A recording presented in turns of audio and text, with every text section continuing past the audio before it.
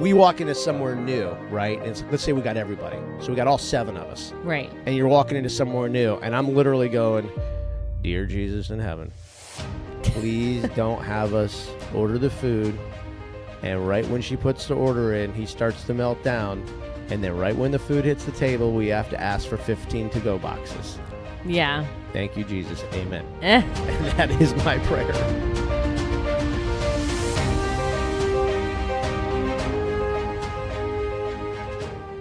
Well, I didn't think we'd have a world record to announce. But last night, I'm pretty sure Cal broke the world record for bagel bites eaten in one sitting. What was the last count? It was like 14? Oh, my God. It was something like that. I think it was like 8. No, it was more than 8. All right, 10.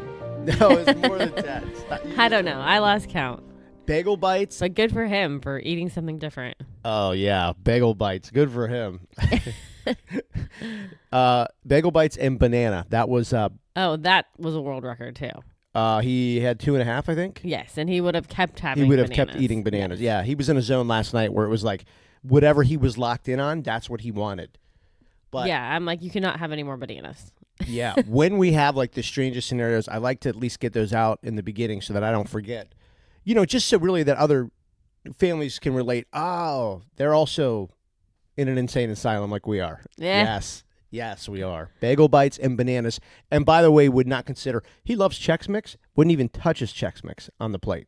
Yeah, you never know when he's going to do it. Great. I mean, I'm like, What he's going to eat. Yeah. Bagel bites, bananas, and Chex Mix. He just stiff-armed the Chex Mix and was all about the bananas and bagel bites. So if your special needs family also had a hell of a night last night at dinner, we're right there with you. Throwing you some air knuckles right now. Oh, my gosh. Who knows what tonight will bring with dinner. Who knows? Could be hummus and pizza. Could be broccoli and macaroni and cheese. I mean, you don't know. I wanted to, because we're waiting for a speech therapist, right? Yeah. My God, she comes early. Really early. I mean, it's just a few minutes after 7 o'clock in the morning on Wednesday morning, and I can't believe she's going to be here in a few minutes. She'll be here at 7:30, but she always gets here early. Yeah. She's knocking at the door like 6 minutes early. I'm like...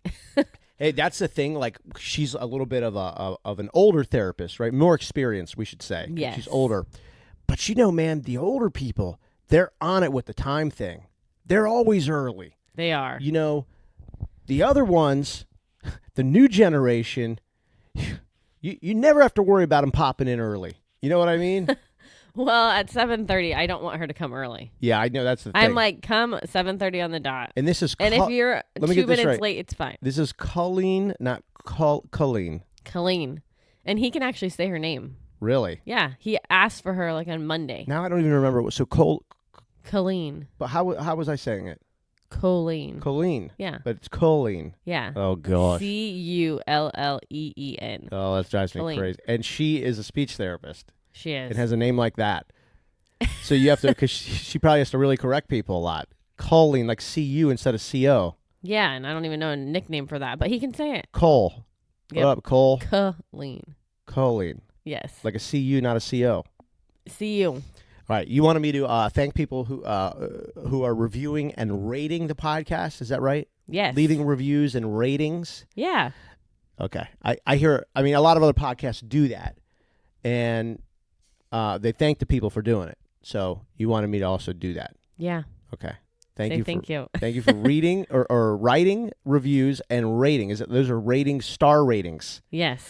Yes. Yes. Yes. As Cal would say, oh, we yes. appreciate it. We appreciate it. There's appreciation. The socials are on dailyautism.com. Link to Facebook there, Instagram there, some other links to different podcast platforms. Whatever.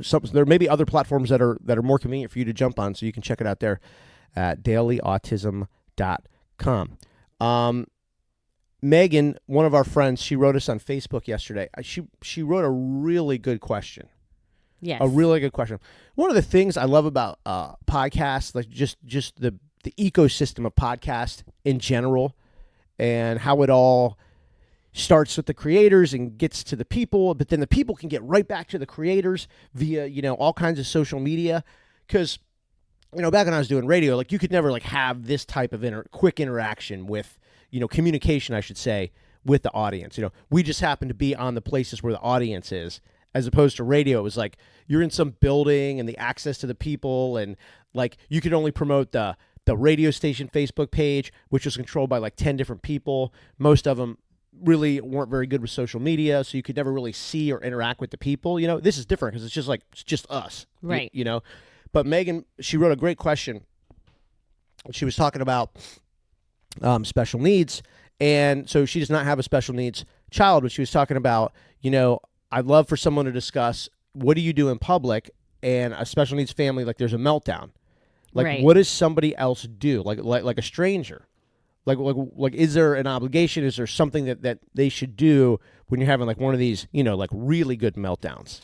Like really, and I got to tell you, it's a great question because I read it and I've kind of been thinking about it on and off for the last, 16, 18 hours. And I'm still at the point where I'm like, I really don't know. Like, I don't know what the expectation is or not even expectation. Just like, I don't know what I would want and or need like somebody to do. I guess the first thing that comes to my mind is don't stare.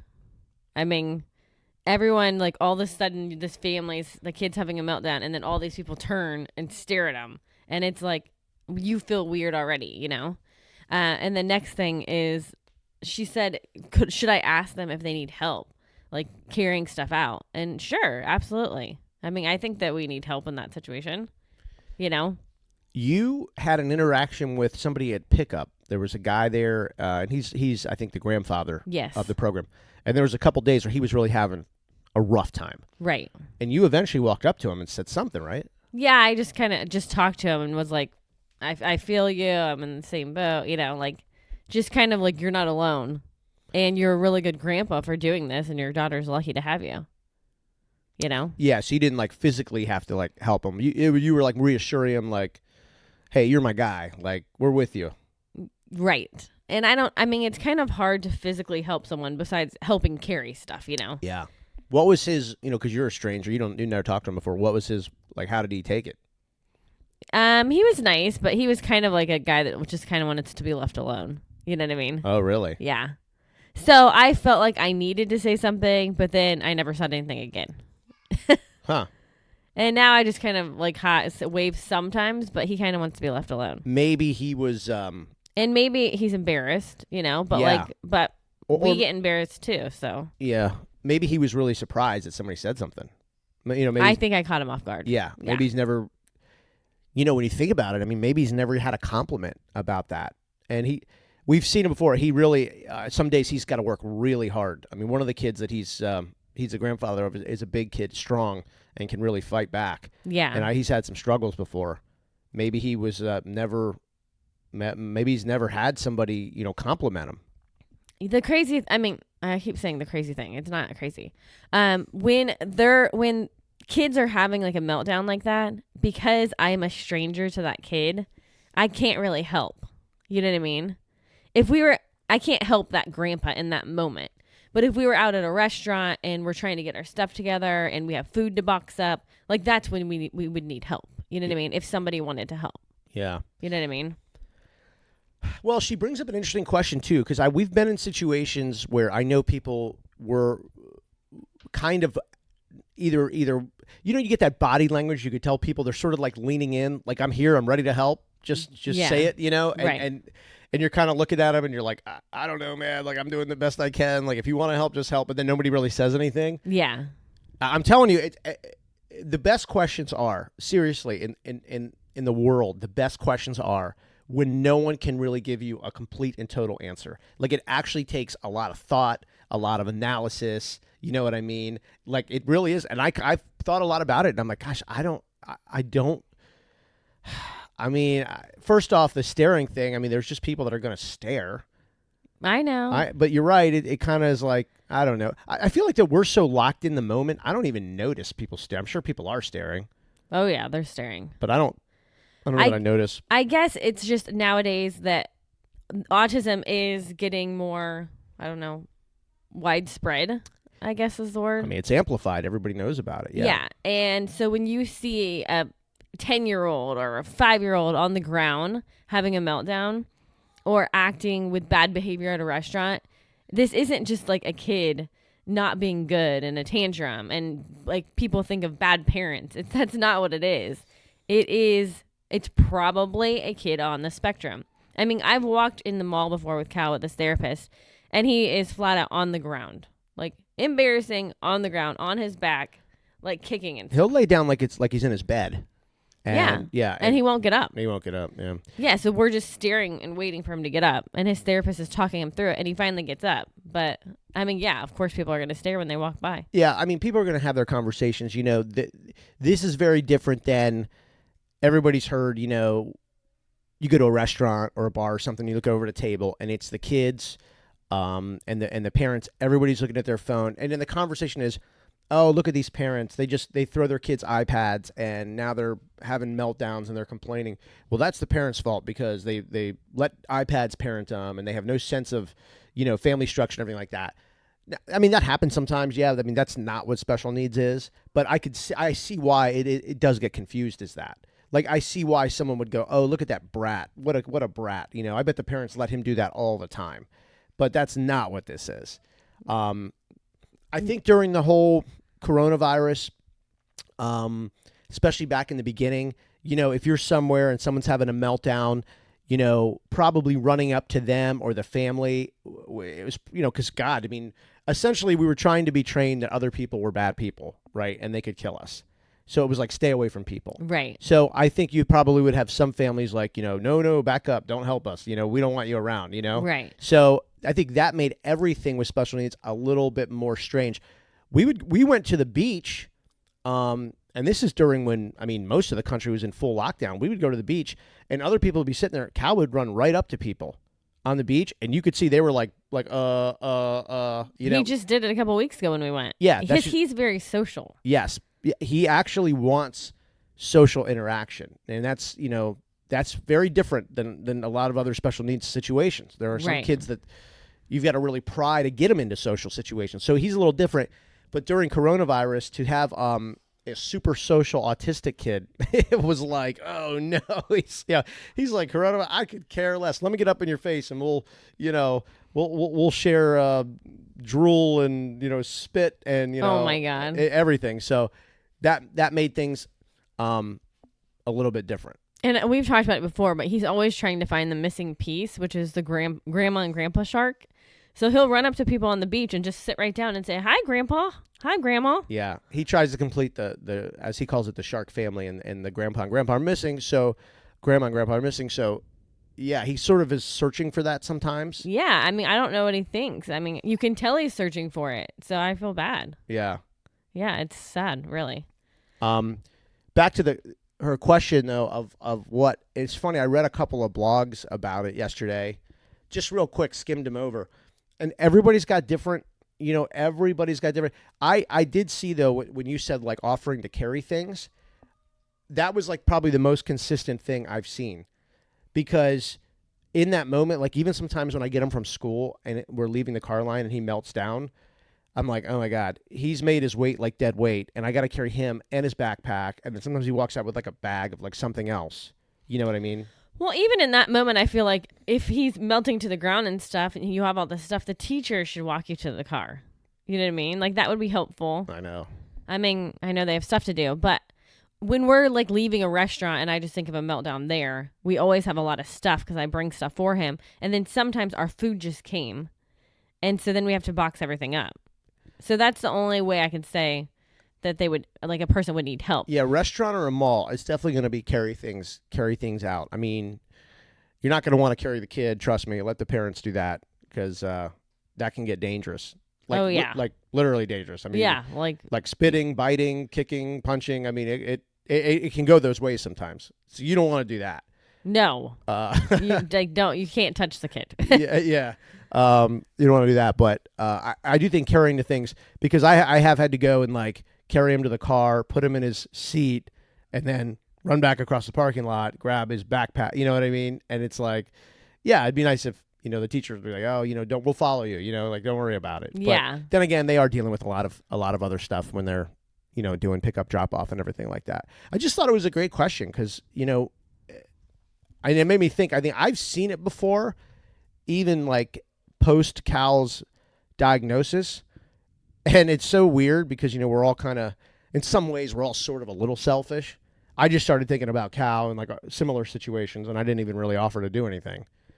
But I guess I was sort of like, they're used to this, Yeah, I mean, I thought it was a good question too, and it's very, very nice, And it's nice of people to even just think about that. Like what is the, is there like a thing that people should do that other people would need? It's just nice to think about other people because a lot of people aren't asking questions, on how to help other people. So it's nice when you see it and you hear it. Yeah, it was super nice. We only take him to a handful of places. So I guess one of the other places that I take him is to our next door neighbor's house.